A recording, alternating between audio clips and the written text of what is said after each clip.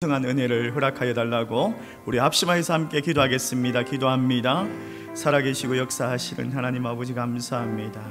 오늘 말씀을 받기 전에 하나님 우리가 마음을 준비하며 하나님 앞에 더 가까이 나아갑니다. 은혜의 보좌를 담대하게 붙듭니다. 하나님 열어주시고 역사하시고 오늘 하나님의 은혜의 자리 가운데 하나님 은혜로 충만하게 채워지는 주의 성도들 되게 하여 주시옵소서. 주님 간절히 사모함으로 나왔사오니 은혜로 우리의 고통들이 우리의 신음하는 것들이 바뀌어지는 역사가 있게 하여 주시옵소서. 살아계시고 역사하시는 하나님 아버지, 오늘 이 시간에 은혜의 자리를 사모하며 나왔습니다. 주님의 은혜로 우리를 덮어주시고 주의 은혜 앞에 나아갈 수 있도록 주님의 말씀이 들려지게 하여 주시옵소서. 예수님의 이름으로 기도드리옵나이다. 아멘. 할렐루야. 오늘도 하나님의 말씀이 들려질 뿐만 아니라 그 말씀 가운데 순종하는 저와 여러분 되시기를 주의 이름으로 축원합니다. 1986년에 미국의 애리조나주에 스미스라는 보석 상인이 있었습니다. 이 사람이 하루는 이제 돌 전시회를 하는 그 수석 전시회라고 하죠. 수석 전시회를 갔어요. 돌멩이 하나가 있는 거예요. 그걸 보고 깜짝 놀란 거예요. 아니, 이 돌멩이가 15달러를 한다고? 그러니까 우리나라 돈으로 한 3만 원 정도 하는 거죠. 그 돌이 자세히 보니까 이게 값비싼 사파이어의 원석인 거예요. 그래서 전시장의 주인을 불렀습니다. 빨리 불러가지고 이게 정말 15달러입니까? 라고 물었어요. 물었더니 그 주인이 아니 너무 비싸가지고 그러는 줄 알고 5달러를 더 깎아주겠다는 거예요. 5달러를 더 깎아줄 테니까 10달러 해줄 테니까 사라는 거예요. 10달러면 얼마죠? 그냥 한 15,000원? 그걸 빨리 샀어요. 사가지고 집에 들고 와가지고 그걸로 목걸이도 만들고 팔찌도 만들고 반지도 만들고 셀 수 없이 그냥 폐물을 많이 만들어가지고 그걸 갖다 판 거예요. 팔았더니 얼마를 번 줄 아십니까? 228만 달러를 번 거예요. 228만 달러. 그러니까 이게 우리나라 돈으로 환산을 하면요 31억 5,780만 원. 그러니까 한 15만 원 들여가지고 산 돌 가지고 31억을 번 거예요. 여러분, 원래 그 돌 주인이 그 돌의 가치를 알았더라면 고작 10달러에 팔지는 않았겠죠. 자그만치 228만 달러가 되는 그런 가치가 있는 돌인데도 그걸 귀한 줄 모르고 그 가치를 모르니까 그냥 10달러에 팔아버리는 거예요. 그래서 성경에는요 진주를 돼지 앞에 던지지 말라라고 말합니다. 돼지에게 진주가 무슨 소용이 있겠습니까? 여러분, 구원받은 성도에게 최고의 가치가 뭐라고 생각하십니까? 여러분, 예수 믿는 사람이 가질 수 있는 최고의 가치가 뭘까요? 나와 함께 하시는 하나님과 동행하는 것이 우리의 최고의 가치임을 믿으시기 바랍니다. 여러분, 그냥 종교를 가지고 교회 나오시는 분들은 오늘 교회 와서 그냥 위로받고 심리적으로 안정받고 그렇게 하고 돌아가겠지만 예수 믿는 사람이라면 오늘도 우리와 동행하시는 하나님을 경험할 줄 믿습니다. 여러분, 시편 127편 오늘 우리가 읽었던 이 말씀은 솔로몬이 지은 시입니다. 솔로몬 왕이 어떤 왕입니까? 이스라엘의 최전성기에 가장 부강한 나라를 누렸던 왕입니다. 좀 그에게 불행함이 있죠.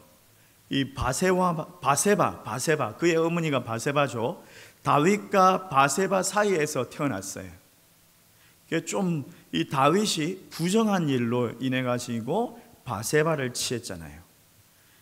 그렇게 불행하게 태어났지만 또 그에게는요 이 배다른 형들이 많이 있었습니다. 어떻게 보면 그가 왕이 될 수 있는 그런 사람은 아니었어요. 형들이 차손으로 따졌을 때 형들이 왕이 돼야 되는 게 맞거든요. 왕이 된다라는 것은 상상하기 어려운 일인데 하나님께서 그에게 복을 주셔가지고 그가 이스라엘의 왕이 되게 하고 가장 강력한, 가장 영광스러운 이스라엘을 통치하게 되죠. 그 주변의 나라들이 이스라엘의 조공을 갖다 바칠 정도로 광대한 영토를 누리고 정말 부강한 나라를 누렸죠. 그런 사무엘이, 아니 그런 솔로몬이요, 어떻게 해서 이런 위대한 인물이 되었는지 열왕기상 4장 29절 말씀에 이렇게 이야기하고 있습니다. 우리 같이 한번 읽어볼까요? 같이 읽습니다. 시작. 하나님이 솔로몬에게 지혜와 총명을 심히 많이 주시고 또 넓은 마음을 주시되 바닷가에 모래같이 하시니라. 여러분, 성경 말씀에 뭐라고 이야기하고 있습니까? 솔로몬의 지혜, 솔로몬의 총명, 이게 자기가 잘나서 받은 것이 아니라 하나님께서 주셨다라는 거예요. 그래서 솔로몬은 알았어요.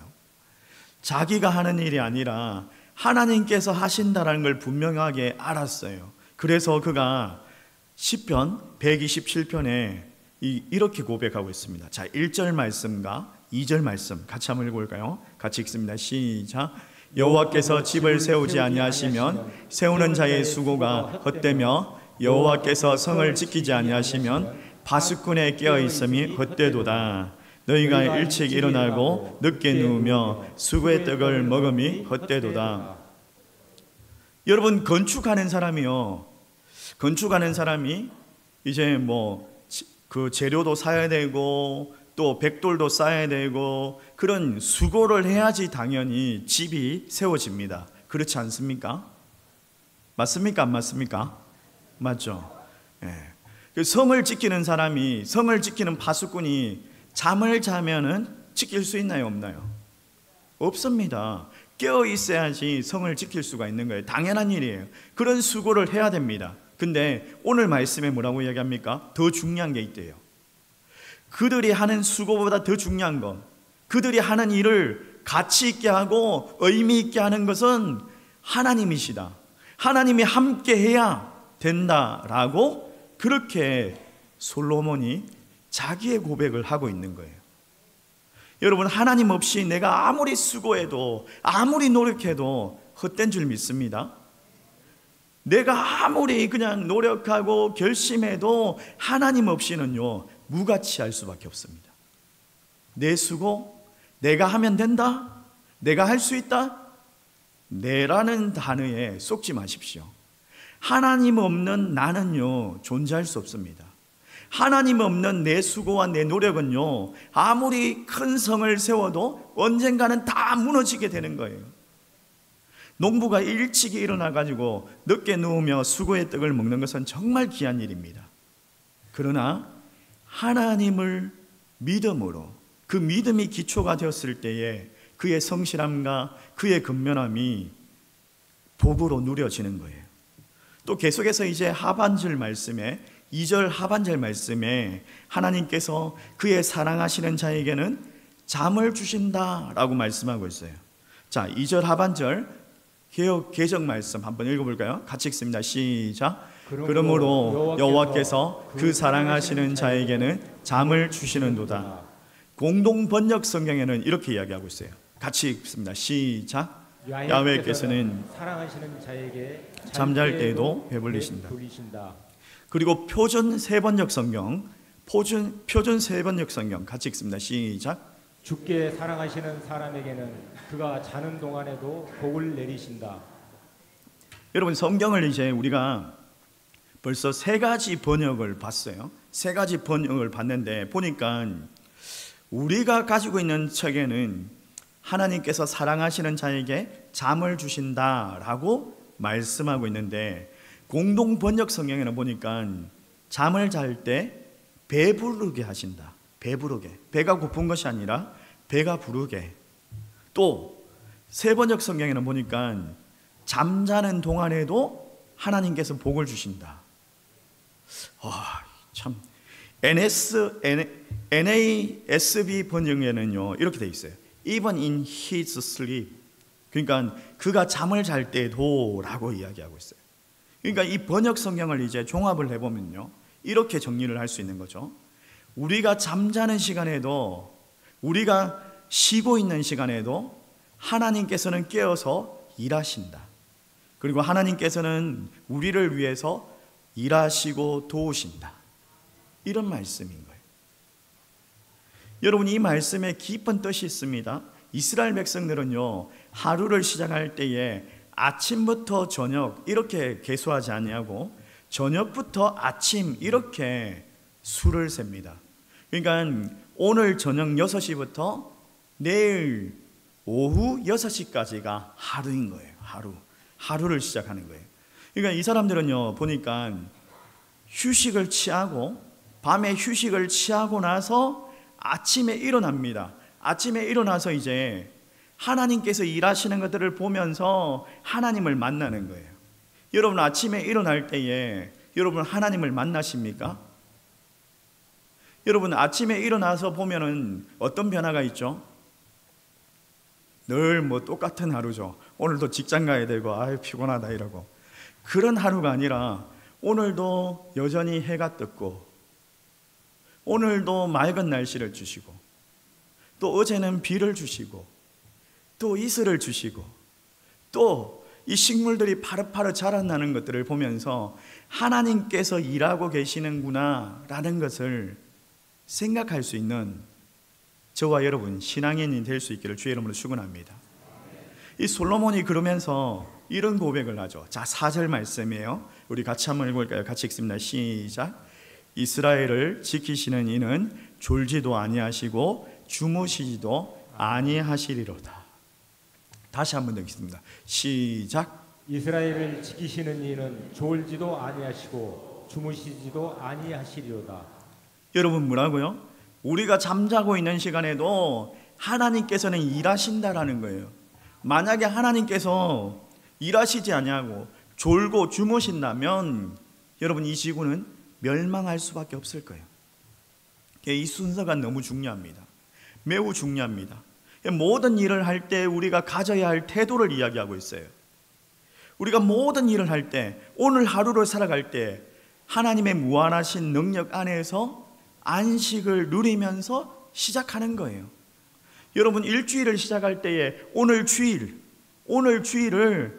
예배로, 쉼을 통해서, 하나님 앞에서 영적인 쉼을 통해서 시작하는 거예요. 하나님께서 벌써 내가 해야 할 일들을 시작하고 계시고 나는 하나님과 함께 일하는 겁니다. 여러분, 어떤 열심을 내도, 신실하게 일해도 하나님께 그 모든 일이 달려있음을 깨달을 수 있기를 주의 이름으로 축원합니다. 그래서 이 말씀이요, 안식일과 연장되는 선상에 있습니다. 십계명의 4계명이 뭐죠? 4계명이 뭐죠? 안식일을 기억하여 거룩하게 지키라. 맞습니까?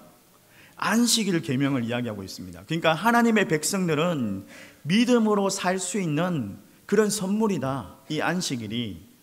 여러분, 하나님께서 우리의 미래를 보장해 주시는 줄 믿습니다. 우리의 미래의 행복은 하나님께 달려 있음을 믿습니다. 이 안식일에 여러분 한번 생각해 보세요. 지금 나가서 돈 벌면요, 그냥 직장 나가면 1.5배 받습니다. 그렇죠?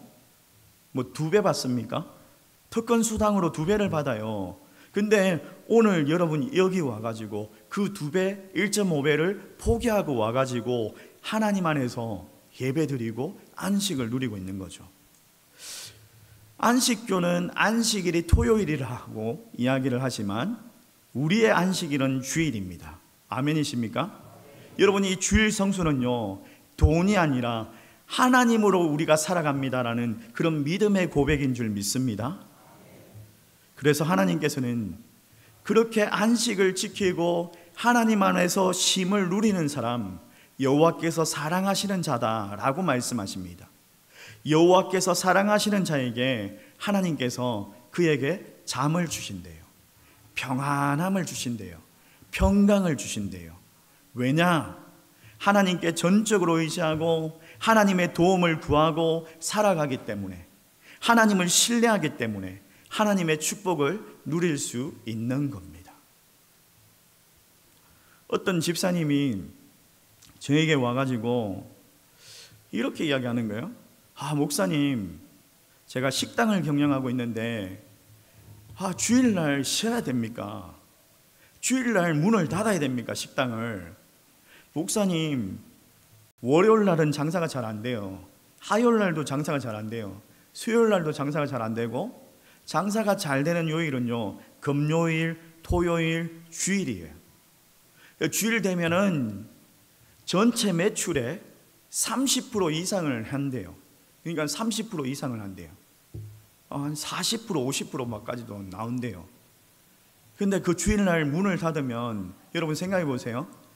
30%가 날아가요. 30%가 날아가요. 그러니까 한 100만 원을 번다 이러면 얼마를 벌게 되는 거죠? 30만 원이 날아가고 70만 원밖에 못 버는 거예요. 여러분 생각해 보세요. 사업하시는 분이 30%가 날아가면요, 월급도 줘야 되고 또 재료도 사야 되고 또 단골 손님들도 잃어버리고 피해가 막심한 거죠. 저에게 주일날 문 닫아야 됩니까? 라고, 쉬어야 됩니까? 라고 묻는 거예요. 제가 뭐라고 이야기했을까요? 예? 제가 뭐라고 이야기했을까요? 더 열심히 일해가지고 30% 많이 벌어가지고 11조 많이 냅니다. 이렇게 말했을까요? 아니요. 저 그렇게 말 안 했어요. 당연히 쉬어야죠. 당연히 쉬어야죠. 생각해 보세요. 그분이 왜 저에게 그런 질문을 했겠어요? 쉬어야 된다는 마음이 있으니까 물어봤겠죠. 그래서 당연히 쉬어야죠. 이 말을 듣기 위해서 말을 했겠죠. 그래서 당연히 쉬어야죠. 제가 좀 쉬어도 됩니다, 안 됩니다, 뭐 이렇게 어정쩡하게 말하지 않았어요. 당연히 쉬는 게 맞죠. 하나님 믿는 백성이라면 하나님 앞에 믿음으로 고백하고 드리세요 라고 이야기를 했어요. 그리고 또 혹시라도 시험 될까 싶어가지고 이랬어요. 저는 당연히 쉴 겁니다.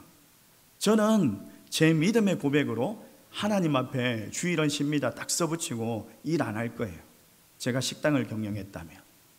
근데 집사님의 믿음은 난 모르겠어요.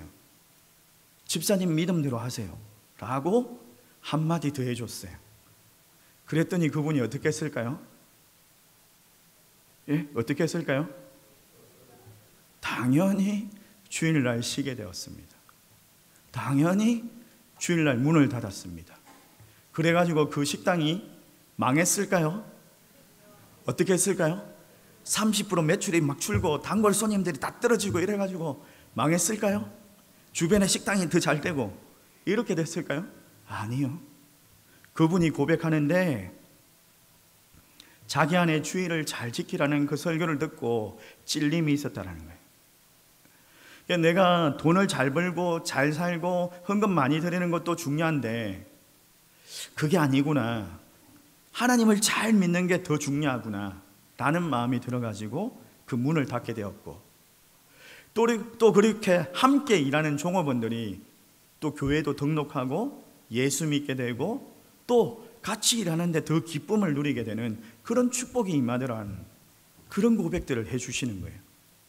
함께 일하는 분들이 같이 신앙생활을 하면서 더 자기 일처럼 돌봐주니까 장사가 오히려 또 잘 되고, 단골 손님들이 이 가게는 이제 주일날 쉬는구나 이걸 인식을 하고 이제는 토요일날 미리 오시고 또 수요일날 미리 오시고 주중에 미리 오셔가지고 식사를 하고 가시더라는 거예요.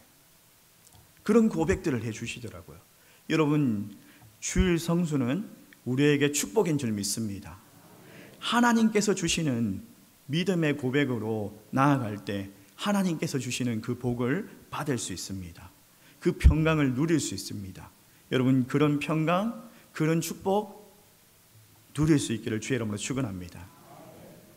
저는 개인적으로 정말 열심히 일하는 분들을 참 좋아합니다.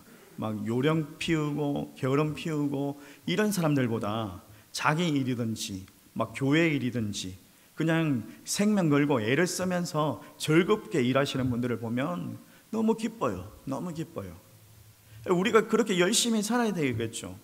최선을 다해야 되겠죠. 역시 우리의 인생도 마찬가지입니다. 우리가 노력하고 수고하고 땀을 흘려야 됩니다. 그런데 땀 흘리는 만큼 거둘 수 있다면 너무나 좋겠지만 그렇지 않을 경우가 참 많지 않습니까? 인생살이가 내 마음대로 되지 않는 게 인생살이 아닙니까? 그럴 때마다 우리가 느끼는 게 뭡니까? 모든 것이 하나님께 있음을 믿을 수밖에 없는 거죠. 오늘 본문의 말씀처럼 하나님 없이는 모든 인생의 수고가 헛되다 라는 것이 우리의 고백일 수밖에 없습니다. 마틴 루터가 이런 이야기를 했어요. 우리는 주의를 지키는 것이 천국에 들어가는 훈련이다. 여러분 엿새 동안 최선을 다해서 살아가시기 바랍니다. 그리고 그 모든 수고의 날들을 복되게 하시는 하나님 앞에 오늘 안식을 누리고 오늘 평강을 누리고 또 복을 누릴 수 있기를 주의 이름으로 축원합니다. 축원합니다. 계속해서 3절 말씀에 이렇게 이야기하고 있어요. 3절 말씀 우리 같이 한번 읽어볼까요? 같이 읽습니다. 시작. 보라, 자식들은 여호와의 기업이요 폐의 열매는 그의 상급이로다. 구약 성경에는요 기업에 대한 의미가 대단히 중요했습니다. 그래서 하나님께서 이스라엘 백성들에게 땅을 기업으로 주셨습니다. 그리고 이스라엘 백성들은 이 땅을 지파별로, 가문별로, 또 가족별로 나누었습니다. 하나님께서 주시는 선물이에요. 기업이에요. 중요하게 생각하고 이걸 잘 경영해야 됩니다. 구약 시대에 이스라엘 백성들은요 농경 사회이고 목축 사회인 거예요. 여러분 농사를 지어보면 아시겠지만 그때에는요 기계가 없었잖아요. 그러면 농사를 지을 때 뭐가 많이 필요합니까? 사람이 필요합니다. 사람이. 일손이 필요해요. 일손을 어디서 구해와요? 뭐 서로 빌려주고 서로 또 얻어오고 이러면서 품앗이를 하기도 합니다. 그렇죠? 품앗이를 하기도 하지만 자녀가 많으면 일손이 많은 거잖아요. 그렇죠? 자녀가 많은 집들이 농사 짓는 집의 가장 부러움이었어요. 자녀들이 많으니까. 성경에 이제 자식들이 여호와의 기업이다라고 말하고 있어요. 성경에서 자녀들이 하나님의 기업이다라고 말하고 있어요. 두 가지의 큰 의미가 있어요. 두 가지의 큰 의미가 있어요. 자식들이 기업이라는 말에 두 가지의 큰 의미가 있는데 첫 번째로 보니까 자녀는 하나님이 주시는 선물이기 때문에 하나님이 주시는 선물이기 때문에 또 두 번째는 뭐냐면 자녀를 통해서 혈통과 가계를 이어가기 때문에 그렇죠. 여러분들은 이제 뭐 재산이 좀 있어요. 조금 있어요. 그러면 여러분 그걸 어떻게 하실 거예요? 여러분 그 재산을 어떻게 하실 거예요? 예? 엿바꿔 먹을 거예요? 뭐 또 훌륭하신 분들은 뭐 사회에 기부한다 뭐 이렇게 하실 수도 있는데 그래도 내 자녀가 있다면 그 재산을 자녀에게 물려주지 않겠습니까? 그렇죠. 그게 부모님들의 일반적인 마음일 거예요. 그러니까 이 자녀가 계승을 하는 거예요. 이어가는 거예요. 그 기업을 이어가는 거예요. 근데요, 여러분 자녀들을 이제 계승시키고 그 기업을 잘 이어가게 하기 위해서는 어떻게 해야 되죠? 어떻게 해야 됩니까? 이제 대기업들은 보면 이제 그 다음 이제 총수를 이제 세우기 위해서 회장을 세우기 위해서 뭐 재벌 3세, 재벌 2세들을 이제 교육을 시키잖아요. 경영 수업을 시키잖아요. 그 보십니까? 드라마 보시면 알잖아요. 우리가 뭐 대기업은 아니지만 드라마 보시면은 그 알죠? 모르세요? 드라마 안 보세요? 아, 그런 드라마 안 보셨어요? 아, 그러셨구나. 몰랐네요. 저만 보고 있었네요. 그 경영 수업을 시킵니다. 경영 수업을 시키는데 그 친구들에게 경영 수업을 시키기 위해 가지고 막 외국으로 보내고 또 다른 멘토를 붙여주고 막 그렇게 공부를 시킵니다. 우리도 마찬가지예요. 우리도 역시 마찬가지로 우리가 뭐 크게 물려줄 만한 것은 없지만은 자녀들이 이 땅에서 잘 살아가게 하기 위해 가지고 그들에게 공부도 시키고 또 나름대로 뭔가를 할 수 있게 뒷바라지를 하지 않습니까? 그렇게 하시죠. 예, 학원도 보내고 그들이 하고 싶어 하는 것들을 하게 하죠. 근데 자녀들이 우리가 그렇게 수고하고 그렇게 밀어주는 만큼 잘 됩니까? 자녀들을 양육하는데 내가 생각하는 기대가 있어요. 부모님들이 기대하는 바가 있어요. 근데 그 기대치에 미치지 못할 때가 참 많습니다. 그러면서 자녀들을 경영하면서 자녀들을 키우면서 양육하면서 느끼는 게, 야, 자녀 양육하는 게 이렇게 힘들구나. 애 하나 키우는 게 이렇게 힘들구나. 늘 이런 말 하지 않습니까? 그렇죠. 애 키우는 게 그렇게 내 마음대로 되지 않더라는 거예요. 그렇죠. 그렇지 않습니까? 예? 좀 동의 좀 해주세요. 단편적으로 예를 들면 저 자신부터 그렇습니다. 저 자신부터. 저는 저희 아들이 천재인 줄 알았어요. 천재. 어릴 적에 부모들이 다 착각을 하잖아요. 우리 아들이 천재인 줄 알았어요. 책을 갖다가 엄청 많이 읽더라고요. 천재인 줄 알았어요. 어릴 적부터 이제 내 욕심에, 제가 그때 신앙이 좀 덜 됐는가 봐요. 제 욕심에, 야, 니는 좀 커가지고 치과 의사가 되라. 그런 말을 했는데 이제 커서 보니까 현실이 보이더라고요. 얘가 천재는 아니었구나. 얘는 보통 아이구나 라는 게 보이더라고요. 여러분 그렇잖아요. 자녀가 커 보니까 내 기대치는 아니구나 그런 생각을 합니다. 이게 무슨 말을 하고자 하냐면, 여러분 자녀를 양육하는 게 정말 중요한 기업인데 자녀를 양육하는 데 있어서도 하나님 없이는 안 된다. 자녀를 양육하는 데 있어서 가장 중요한 게 뭐냐? 그에게 믿음의 유산을 상속하는 거다. 땅을 물러주고 집을 물러주고 주식을 물러주고 이게 아니라 믿음을 물러주는 것만큼 중요한 것은 없더라는 거예요. 그래서 4절과 5절 말씀에 계속해서 자녀의 중요성을 이야기하는데, 자 4절 5절 말씀 같이 읽습니다. 시작. 젊은 자의 자식은 장사의 수중의 화살 같으니 이것이 그의 화살통에 가득한 자는 복되도다. 그들이 성문에서 그들의 원수와 담판할 때 수치를 당하지 아니하리로다. 여러분 여기 보시면요, 그 당시에 이스라엘의 성문은요 매우 중요한 장소였어요. 만남의 장소이기도 하고 또 성문 앞에서 재판을 하기도 하고 성문 앞에서 매매, 이 장사를 하기도 하고 그랬어요. 5절 말씀에 보니까 담판을 하다라고 말하고 있어요. 담판을 하다란 말은 자기 입장을 진술하는 거예요. 그 재판관 앞에서. 근데 여러분 보세요. 자녀들이, 젊은 자의 자식은 뭐라고요? 장사의 수중의 화살 같으니 라고 얘기해요. 여러분 화살이 어때요? 화살이 공격용입니다. 그렇죠. 방어용은 아닙니다. 이 공격하는 데 씁니다. 적을 무너뜨리는데 멀리서 공격할 수 있는 아주 유용한 무기예요. 자녀가 그런 용도로 젊은 자에게는 젊은 자의 자식은 장사의 수중의 화살처럼 나를 보호하고 나를 위해서 싸워주는 그런 역할을 하는 자녀들이라는 거예요. 그래서 자녀가 많은 집은 보면요 참 든든합니다. 그렇지 않습니까? 여러분 자녀가 많으면요 이 떡대 같은 이 아들들이 옆에 딱 지키고 아빠 옆에 딱 지키고 하면요 든든하지 않습니까?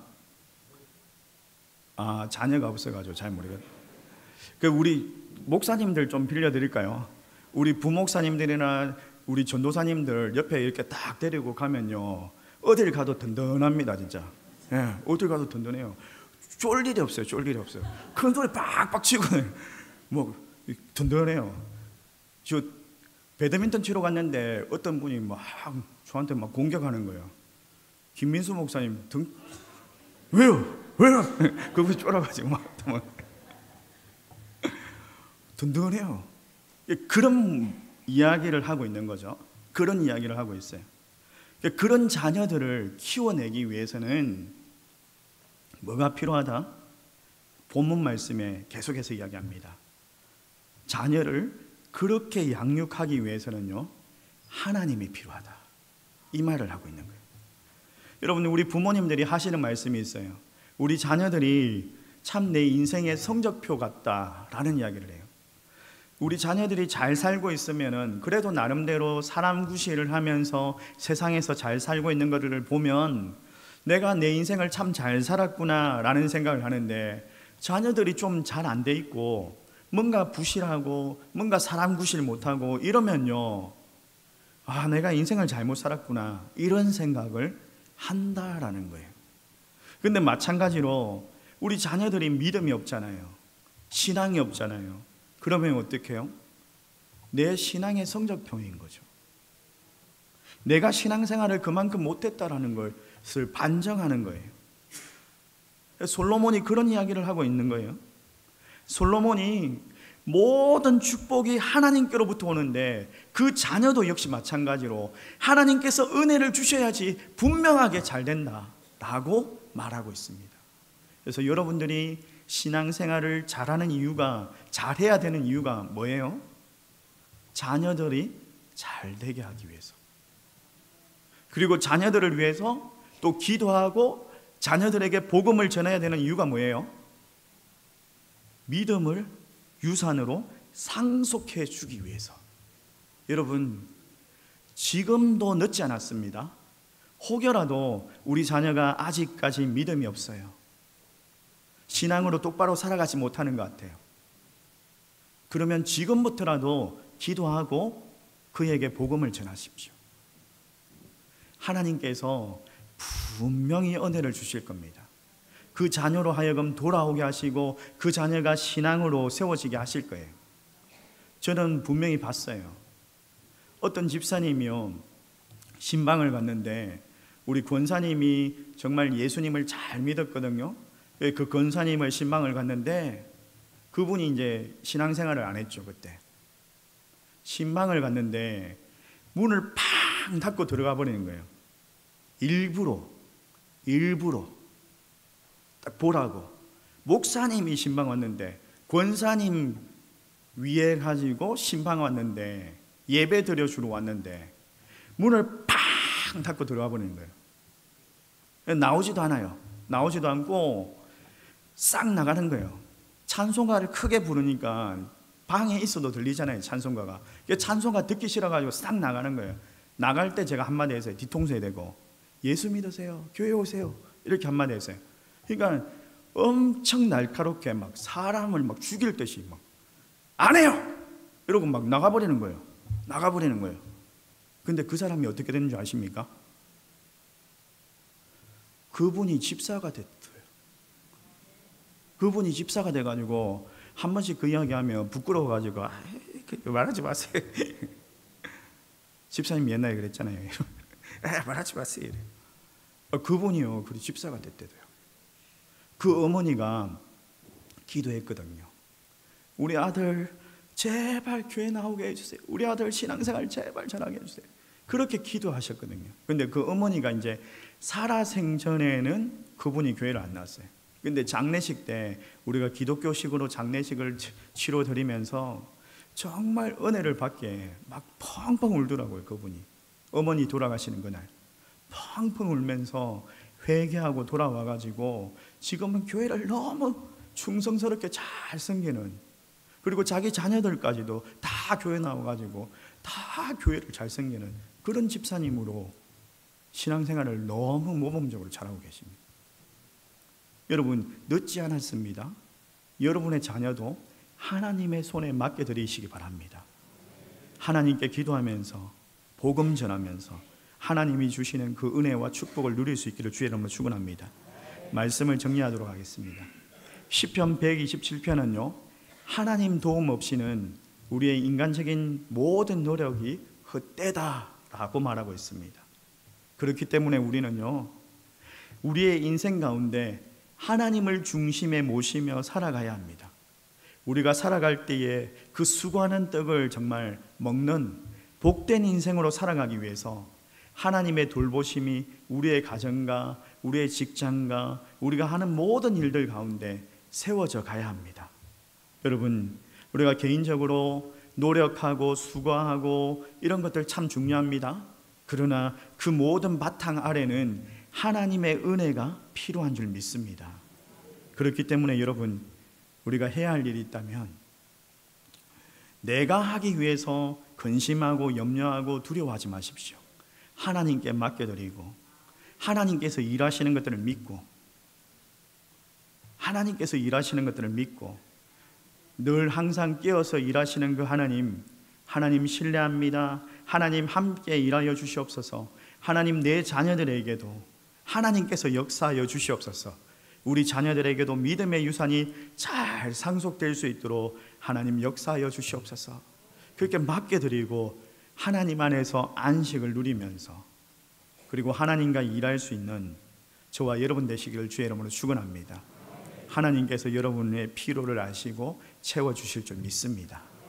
우리 말씀을 생각하면서 함께 찬양합시다.